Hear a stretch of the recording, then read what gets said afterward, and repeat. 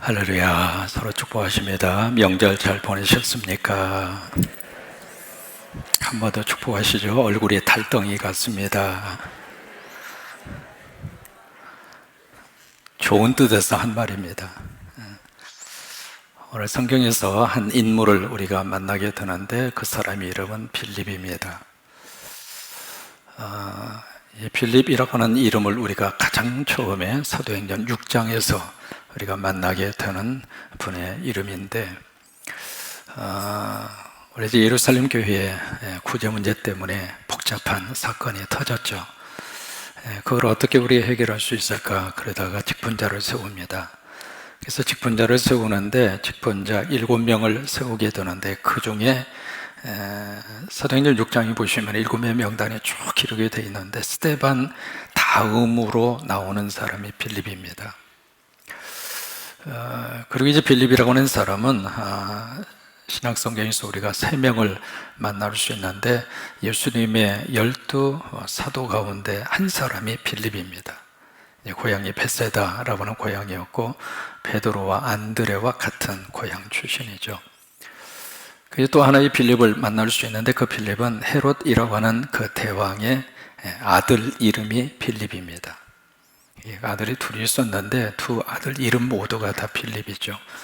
그래서 오늘 우리가 세 번째로 만나는 빌립, 오늘 사도행전 6장과 8장에서 만나는 빌립인데, 이 빌립이라고 하는 이 이름 앞에 여러 가지 많은 수식어가 따라옵니다. 사도행전 21장에 보시면 빌립을 뭐라고 소개하고 있느냐면 집사라, 그렇게 소개합니다.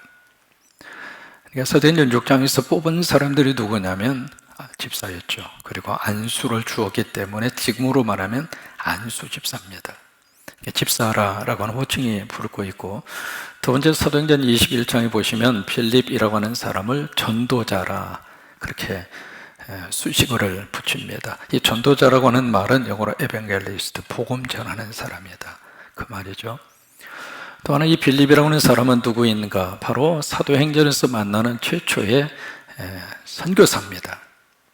자기의 고향과 자기의 지역을 벗어나서 타 지역에서 복음을 전했던 미셔너리 선교사였고, 이 빌립이라는 사람은 최초로 아프리카 사람을 대상으로 선교한 최초의 아프리카 선교사입니다. 그런 의미에서 이 빌립이라고 하는 사람이 가지고 있는 그 처음에 막 교회가 막 세워지게 될 때, 그때 빌립이 가지고 있었던 그 영향, 빌립이 가지고 있었던 위치가 굉장히 컸던 거죠. 그래서 스데반에 대한 말씀을 그 앞에 7장에서 쭉 기록하고 있는 대로 전체 한 장을 할애해서 스데반을 다루고 있는 것처럼 8장 속에서는 거의 4분의 3을 빌립의 이야기로 사도행전의 8장의 말씀이 기록이 됩니다. 그래서 이제 이런 하나의 타이틀을 가지고 하나님 앞에 쓰임 받았던 사람이 빌립이에요.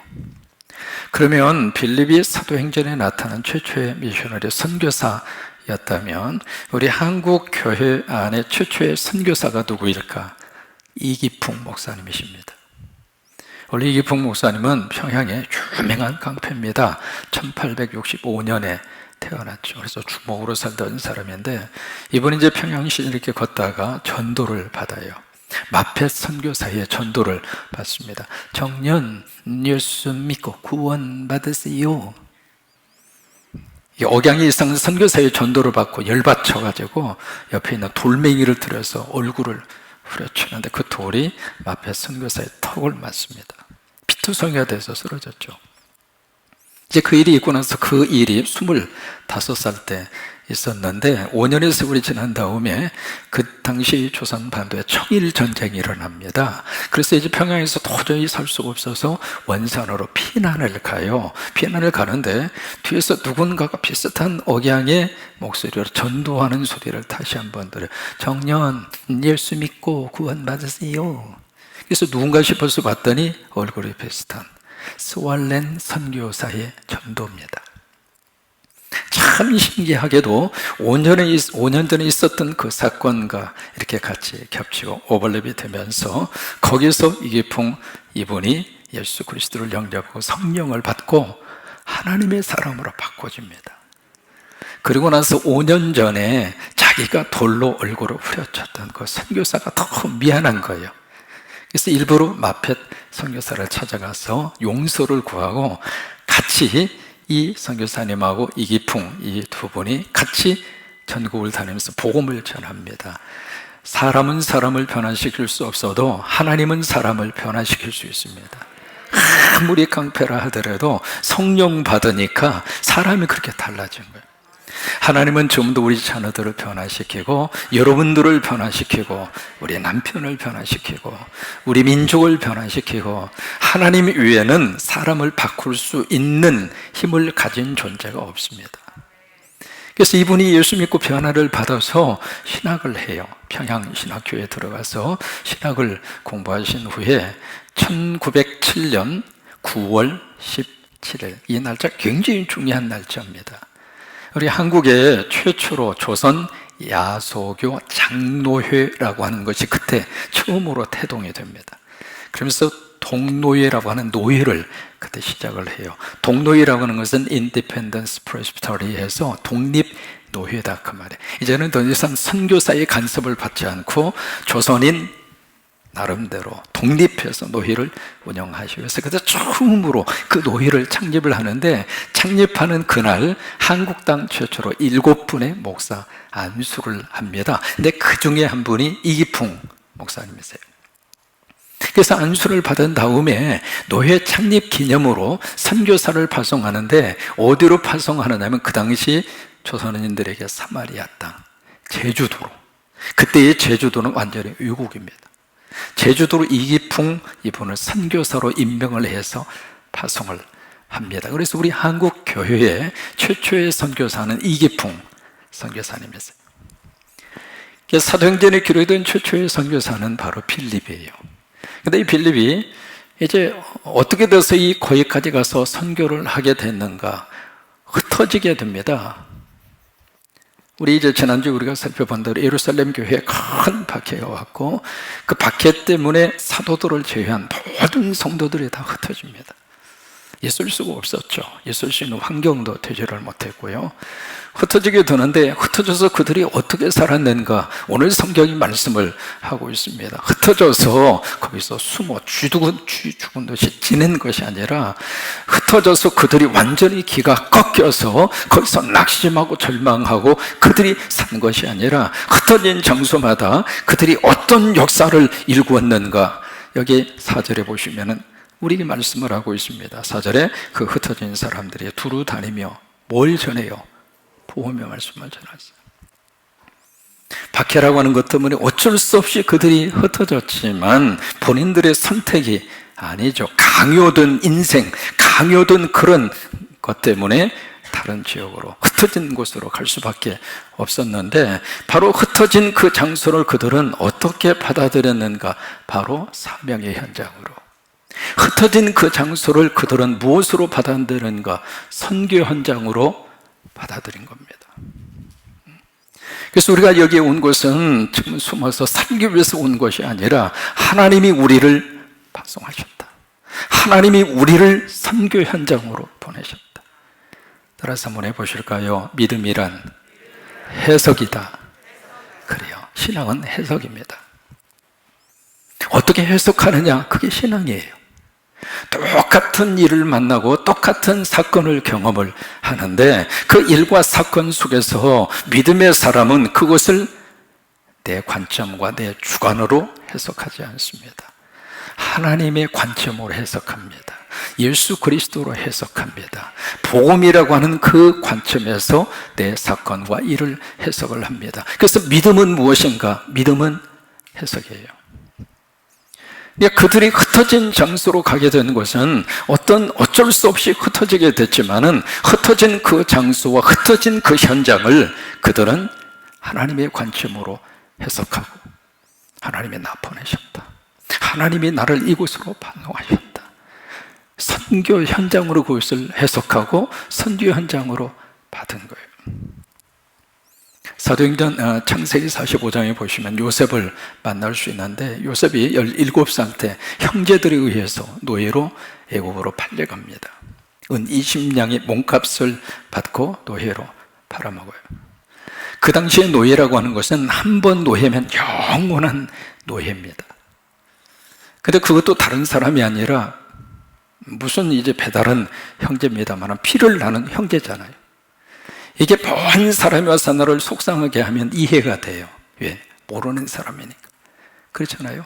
그런데 가까운 사람이, 특히 형제지간에, 특히 부부지간에 가까운 사람이 나를 속상하게 하고 나를 아프게 하면 이해가 안 되는 거예요. 이해가 안 되는 그 사건은 오랫동안 상처로 남습니다. 요셉도 마찬가지죠. 근데 그런 상처로 남을 수밖에 없는 그 아픔을 가지고 있었던 요셉인데, 그가 창세기 45장 5절에서 그 유명한 고백을 이 요셉이 그의 형제들에게 하고 있습니다. 뭐라고 고백하고 있는가? 당신들의 나를 이곳에 팔았으므로 근심하지 마옵소서. 한탄하지 마옵소서. 하나님이 생명을 구원하시려고 나를 당신들보다 먼저 어떻게 하셨어요? 보내셨다 이 말이에요. 저게 바로 요셉의 해석입니다. 사실은 팔려서 왔거든요. 그게 사실입니다. 그게 팩트예요. 그런데 나는 팔려서 여기에 온 것이 아니라 하나님이 나를 이곳으로 보내셨다. 요셉이 그렇게 해석한 거예요. 그래서 믿음은 해석이에요. 여러분, 코로나를 어떻게 해석할까? 우리의 믿음에 의해서 코로나가 해석이 됩니다. 해석이 되면 거기에는 하나님의 뜻이 있습니다. 그 하나님의 뜻을 발견하면 이 코로나 문제도 하나님의 섭리와 뜻 가운데서 해결이 될 거예요. 이게 흩어진 그 당시 예루살렘 교인들도 마찬가지거든요. 흩어졌어요. 흩어졌는데 흩어진 현장을 어쩔 수 없이 먹고 살기 위해서 여기에 숨어왔다. 그렇게 해석하고 끝나지 않았습니다. 여기에 하나님이 보내셨다. 그래서 가는 장소마다 복음을 전하고 가는 장소마다 십자가를 세우고, 그중에 이 빌립이라고 하는 사람이 어디로 갔는가? 사마리아라고 하는 성으로 들어갑니다. 이 사마리아라고 하는 장소가 바로 이제 어떤 곳에 있는가? 우리 잠깐 지도, 익숙한 지도잖아요. 이 지도를 통해서 우리 잠깐 살펴보시면 바로 사해 이쪽 예루살렘, 모든 것은 예루살렘 중심으로 위치를 어느 정도 이렇게 기억을 하시면 됩니다. 예루살렘 밑에 있는 이 지역이 바로 유대입니다. 유다 또는 유대라고 하는 땅. 그리고 예루살렘을 위쪽으로 해서 여기 갈릴리가 있는데, 이 예루살렘과 갈릴리 이 사이가 바로 사마리아라고 하는 땅입니다. 그리고 사마리아 바로 위에 지역에 갈릴리를 중심으로 이쪽에 갈릴리라고 하는 지역으로 그렇게 구별이 되고, 그리고 이쪽에 가이사라 빌립보라고 하는 지역이 있죠. 유명한 베드로의 고백이 있었던 장소, 가이사라 빌립보 지역을 중심으로 이쪽을 이두레라고 하는 지방이고, 이두레 바로 밑에 바로 이 갈릴리에서 이쪽 이 지역을 데가볼리라고 하는 지역으로 그렇게 구별을 합니다. 그래서 바로 예루살렘을 중심으로 예루살렘을 포함한 이때 이 유다 지역이 남쪽 유다라고 하는 나라였고, 위쪽으로 이쪽에 사마리아 성을 중심으로 이루어진 나라가 북쪽 이스라엘입니다.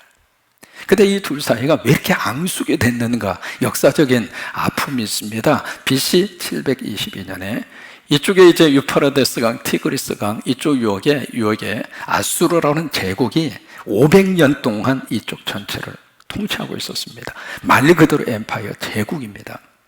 그래서 이 아수르 제국이 밑으로 쭉 이 팽창 정책을 하면서 이쪽에 북쪽의 이스라엘 바로 이 지역을 점령합니다. 점령을 하면서 이 아수르, 그 당시 아수르의 사르곤이라고 하는 왕인데, 이 왕이 무슨 정책을 써내냐면 여기 살고 있었던 아수르 사람들을 사마리아 지역으로 이주를 시킵니다. 그래서 그 땅에서 정착하고 살아가도, 그러다 보니까 이 사마리아 지역이 어떤 일이 발생을 하는가? 사마리아 사람하고 아수르 사람하고 같이 결혼을 해요. 그러다 보니까 순수 혈통이 사라진 겁니다. 순수 혈통만 사라진 것이 아니라 아수르에서 섬기고 있었던 우상들을 대고 이쪽으로 갔다가 사마리아 지역에 우상들을 갖다 놓고 우상 숭배를 하게 한 거예요. 그러니까 이게 예루살렘 중심으로 있었던 여기에 유대, 이 사람들의 입장으로서는 이 사마리아 지역은 더 이상 같은 유대인의 혈통과 민족성과 종교적인 순수성이 사라졌다고 생각한 거예요. 그때부터 이쪽 예루살렘을 중심하는 유다의 백성들은 사마리아 사람들을 사람으로도 취급을 않았습니다. 요한복음 4장에 보시면 상종하지도 않았다, 그렇게 말하고 있거든요. 일부러 만나지도 않았고 말도 섞지도 않았고요. 그게 바로 사마리아 지역입니다. 그래서 그 뒤로 누구도 사마리아 지역에 관심을 갖고 있지를 않았습니다. 근데 이 빌립이, 흩어진 그 멤버 중에 한 사람이었던 빌립이 어디로 갔는가? 사마리아 지역으로 간 거예요. 왜 그랬을까? 바로 사마리아에 하나님의 관심이 있습니다. 즉 우리 민족으로서는 사마리아가 바로 어느 장소인가? 저는 북한이 우리 민족의 사마리아 땅입니다.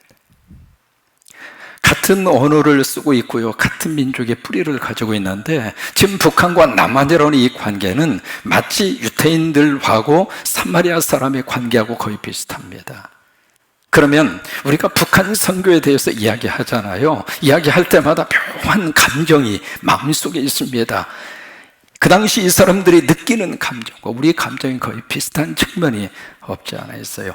그래도 우리가 북한 선교 기도하고 놓치지 않아야 합니다. 왜 그럴까요? 하나님의 관심이 거기에 있어요. 거기에.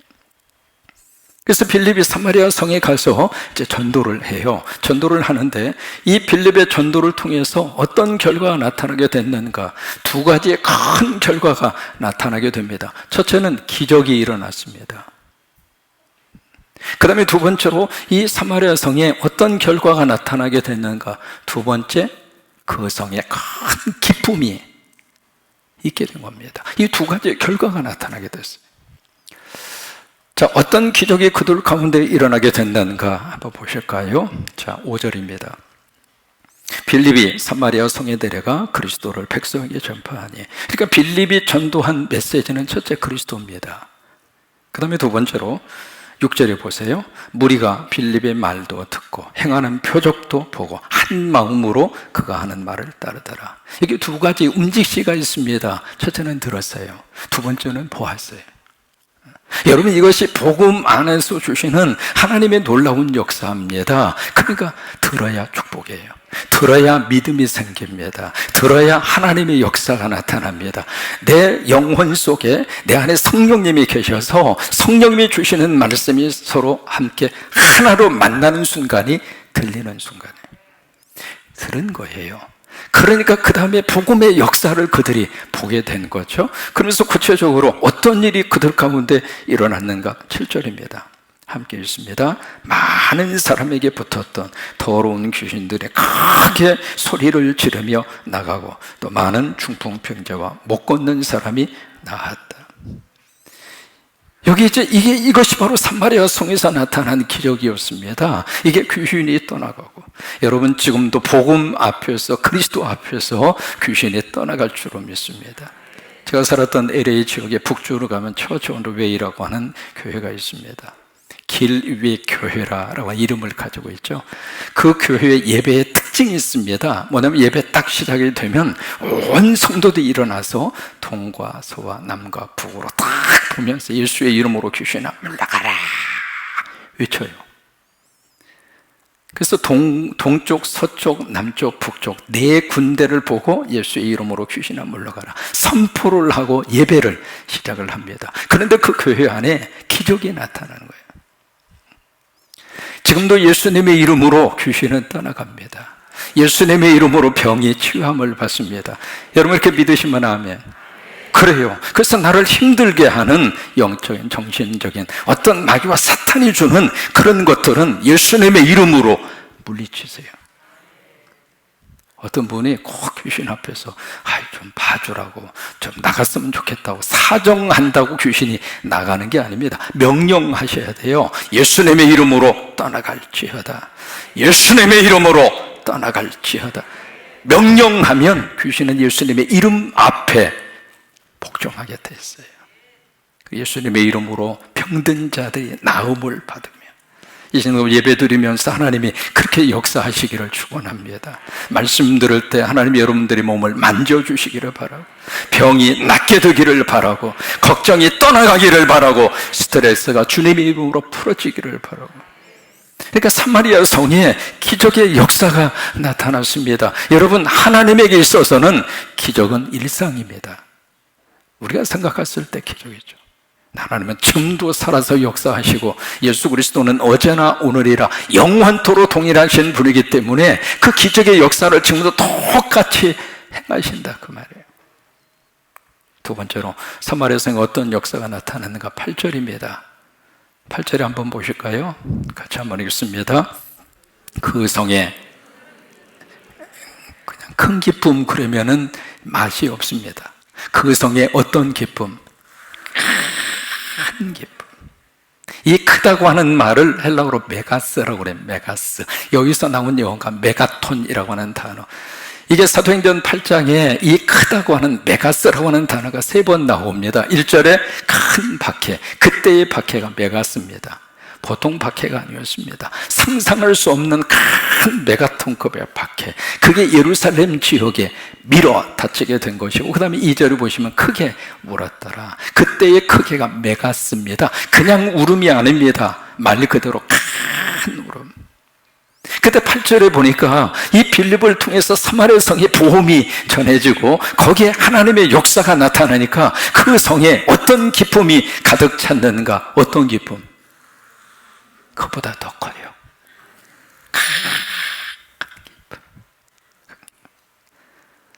오늘 예배 드리면서 이 기쁨이 여러분의 기쁨이 되시기를 축복합니다. 같은 사도행전 8장의 에디오피아 내시, 아프리카 사람이죠. 빌립을 만나서 복음을 들었어요.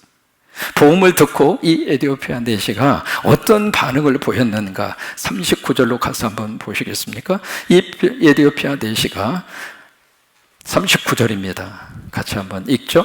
둘이 물에서 올라올세 주의 영이 빌립을 이끌어 간지라. 내시는 기쁘게 길을 가므로 그를 다시 보지 못하니라. 여기에 기쁨이에요, 기쁨. 그러니까 이 내시가 그 전에는 이 기쁨을 가질 수가 없었는데 이 기쁨이라고 하는 것을 모르고 살다가 이 내시가 예수 믿고 그리고 예수 그리스도를 영접하고 내시의 삶 속에 하나님께서 그에게 기쁨을 주신 거예요. 사도행전 11장을 보시면은요, 여기에 이제 지도를 조금 더 이렇게 그려서 확대해서 가면 안디옥이라고 하는 장소가 두 군데가 나옵니다. 이 예루살렘에서 위쪽으로 쭉 올라가서 여기에 안디옥, 여기는 수리아 안디옥입니다. 지금으로 말하면 시리아 지역이죠. 그 다음에 이쪽 지역에 또 하나 여기 안디옥이 있습니다. 이 안디옥은 피시디아 지역에 있는 안디옥입니다. 사도행전 11장에 이 흩어진 하나님의 백성들 위로 쭉 올라가서 이 수리아 적 안디옥에 여기에 이제 교회가 세워집니다. 그래서 이 교회가 그 유명한 해외 선교회 센터 역할을 한 안디옥 교회입니다. 그때 이 안디옥 교회는 수리아 지역에 있는 안디옥 교회예요. 그래서 이제 그 소식을 듣고 예루살렘에 있는 교회에서 바나바를 이쪽 수리아 안디옥 지역으로 파송을 합니다. 파송을 하는데 그 지역에 가서 그것을 보고 바나바가 보인 반응이 있습니다. 사도행전 11장 23절 한번 뒤로 가셔서 찾아봅니다. 바나바가 어떤 반응을 보였는가? 사도행전 11장 23절 같이 있습니다. 그가 이르러 하나님의 은혜를 보고 기뻐하여 모든 사람에게 굳건한 마음으로 주와 함께 머물러 있으라 권하니. 여기에 기뻐했다 이 말이에요. 그러니까 보세요. 에디오피아 내시가 하나님 믿고 기뻐했어요. 그 다음에 교회가 세워진 것을 보고 바나바가 너무 기뻐했습니다. 그 다음에 사도행전 16장에 가서 보시면은 빌립보 감옥, 유명한 사건이죠. 거기에 간수가 지키고 있다가 거기서 사건이 터졌어요. 근데 그 사건을 계기로 해서 그 간수가 복음을 영접합니다. 그래서 자기 집으로 바울과 실라 선교사를 초청을 해요. 초청을 해서 거기서 이제 특별 부흥 집회를 자기 집에서 가지게 되는데, 그러고 나서 예수 믿고 어떤 변화가 생기게 됐는가? 사도행전 16장 찾아가서 한번 보십니다. 사도행전 16장 34절입니다. 어떤 역사가 나타나게 됐는가? 34절 같이 한번 읽으실까요? 그들을 데리고 자기 집에 올라가서 음식을 차려주고 그와 온 집안이 하나님을 믿음으로 크게 기뻐하니라. 여러분이 크게 기뻐한 것은 뭐 때문에 기뻐했어요? 대박 터져서 기뻐한 거죠. 여기 지금 이 간수와 그의 온 가족이 크게 기뻐하는 것은 뭐예요? 앞으로 걱정 없이 200년 동안 먹거리가 있으니까 기뻐했죠? 그거 아니에요. 하나님을 믿음으로. 그 하나님이 믿어진 거예요. 그 하나님이 믿어지면서 그와 온 집안이 그냥 기뻐하는 것이 아니라 크게 기뻐하니라. 그 하나님 나의 아버지라고 하는 사실이 믿어진 거예요. 여러분, 자녀들은 부모님만 옆에 있으면 걱정하지 않습니다. 갓난아이가 무슨 걱정하는 거 봤습니까? 어린아이일수록 부모님의 존재만 있으면 아무런 걱정을 하지 않습니다. 우리가 신앙생활 할 때에도 너희가 어린아이와 같지 아니하면 결단코 천국에 들어갈 수 없다. 왜 그럴까요? 우리는 하나님 앞에서 아기가 돼야 축복이에요. 근데 이게 조금 머리가 조금 돌아가면서 회전하면서 꼭 하나님 앞에서 우리가 어른 노릇을 하려고 그래요. 그거 아닙니다. 여기 지금 이 간수들은 간수는 어떤 역사가 나타났는가? 하나님이 믿어진 거예요. 하나님이 나의 아버지가 되시고, 그 하나님이 나를 사랑하고 계시고, 그 하나님이 내 곁에 계시고, 그 하나님이 나를 축복하시고, 그 하나님을 믿음으로 이 간수가 크게 기뻐하니라. 오늘 이 기쁨이 여러분의 기쁨이 되시기를 축복합니다. 이 기쁨이 사도행전 속에 쭉 흐르고 있는 기쁨이에요. 박해와 환난과 고난 속에서도 이 기쁨을 그들은 놓치지 않았습니다. 사도행전 5장에 보세요. 공회가 예루살렘 교회가 막 일어나니까 시기를 해서 이 사내들은 공의원들이 얼마나 많은 핍박을 그들에게 가했는지 몰라요. 그런데 그런 핍박 속에서도 이 기쁨을 그들은 놓치지 않았습니다. 사도행전 5장 41절로 가서 한번 보세요. 하나님이 주신 믿음 때문에 생긴 그 기쁨을 그들은 놓치지 않고 살았다. 그거예요. 5장 41절 같이 읽습니다. 사도들은 그 이름을 위하여 능욕받는 일에 합당한 자로 여기심을 기뻐하면서 공의 앞을 떠나니라. 그 고난 속에서도 어려움 속에서도 그들은 그 기쁨을 놓치지 않았습니다. 그뿐만이 아닙니다. 이쪽에 피시디아 안디오, 바로 이제 2차 선교 여행 때 이쪽 지역으로 쭉 바울을 중심으로 선교팀이 가게 되는데, 이 피시디아 안디옥에 가서 막 복음을 전하다가 그게 다 막혀버립니다. 그래서 여기서 추방을 당해요. 피시디아 안디옥에서.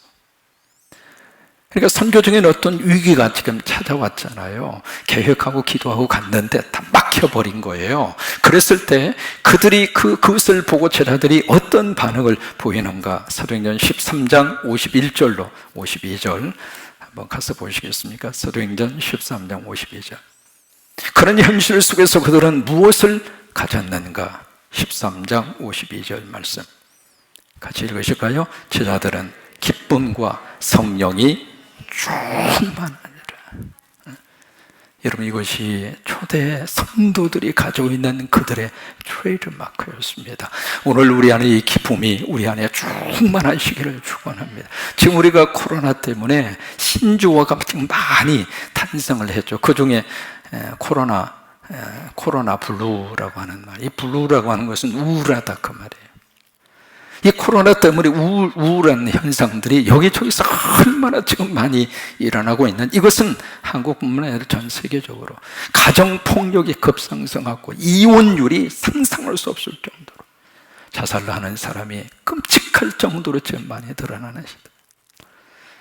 그런 시대에 우리가 살다가 보니까 이게 지금 웃을 일이 없는 거예요. 기쁨이라고 하는 단어 꺼낼 만한 분위기가 아닙니다. 그런데 이런 속에서 우리 예수 믿는 사람은 하나님이 무엇을 주기를 원하시는가? 큰 기쁨이에요. 사정이 좋아서 기뻐하는 거 아닙니다. 모든 일들이 다 풀어져서 기뻐하는 거 아니에요. 하나님이 주시는 기쁨. 그래서 큰 기쁨이에요. 이 사마리아 성이 바로 그 기쁨의 역사가 나타났어요. 오늘 이 시대 속에 하나님이 이 기쁨을 다시 한번 우리 안에 회복할 수 있게 되기를 바랍니다. 예수 믿고 갖는 기쁨이에요. 성령님이 내 안에 계셔서 성령님 때문에 나오는 기쁨이에요. 내일에 대한 믿음 때문에, 그것 때문에 내가 회복하는 그 기쁨, 그 기쁨이 오늘 우리 속에 하나님이 다시 회복되기를 원하세요. 마귀와 사탄은 유머할 줄을 모릅니다. 마귀와 사탄은 이게 기뻐할 줄을 몰라요. 그래서 마귀와 친해지면 참 묘하게도 사람 얼굴이 사나워져요. 옆에 있는 분 얼굴을 보세요. 얼마나 지금 인자하고 멋있어요. 여러분들은 성령님을 가까이 하시니까 성령님은 유머 감각이 풍부하세요. 성령님은 자꾸 웃으라고 그러세요. 성령님은 감사하고 살아라고 그러세요. 그러니까 우리 성도들 얼굴을 보면 여기서 말이죠, 달덩어리보다도 더 달덩어리가, 손편 2개 드셔가지고 얼굴이 환하죠. 감사하고 사십시다. 웃고 사십시다. 기뻐하고 사십시다. 지금 말이죠, 가장 중요한 것이 지금 면역력이잖아요. 우리가 손 자주 씻으시고 답답해더라도 마스크 쓰시고, 또 마스크 쓰고 이렇게 예배 드릴 수 있어서 그래도 고맙잖아요. 그것도 중요하지만은 또 하나 더 중요한 것은 면역력입니다. 그래서 면역력이 최고의 의사이고 최고의 예방책이다. 히포크라테스라고 하는 사람이 한 말이잖아요. 그렇게 면역력이 그렇게 중요한데, 왜냐하면 면역력만 제대로 갖추어져 있으면 들어와서 침투할 수 없거든요. 코로나가 아니라 코로나 할아버지가 와도 면역력만 제대로 딱 있으면 왔다가 물러가게 되어져 있거든요. 그래서 면역력을 강화하는데 4가지를 우리에게 소개를 합니다. 첫째로 면역력 강화에 가장 좋은 것이 하루에 수면 7시간 이상을 주무셔요.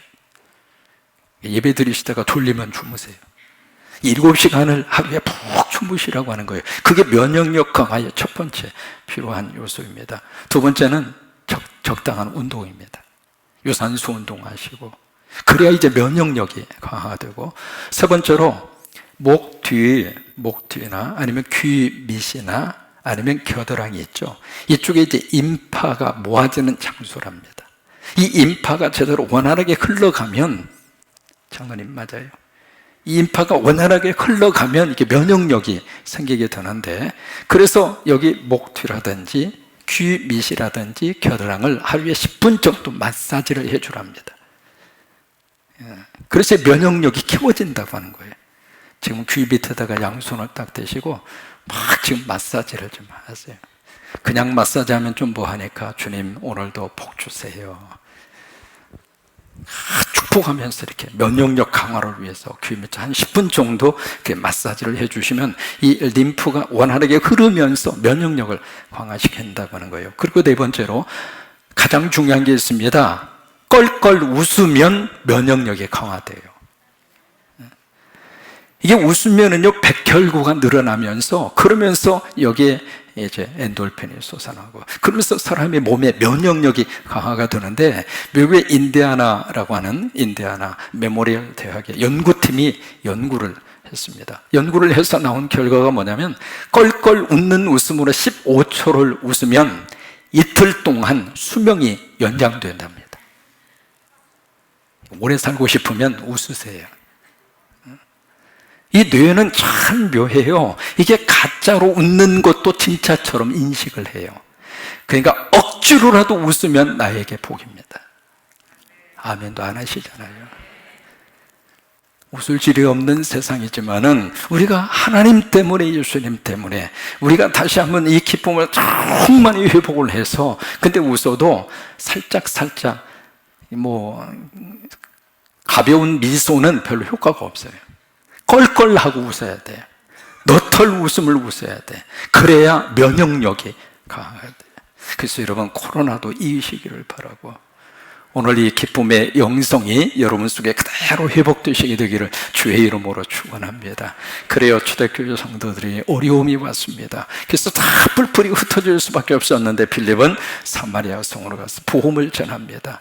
그 복음을 전하는 그 사마리아 성에 기적이 나타났고, 그리고 큰 기쁨이 그 성 안에 가득 찼습니다.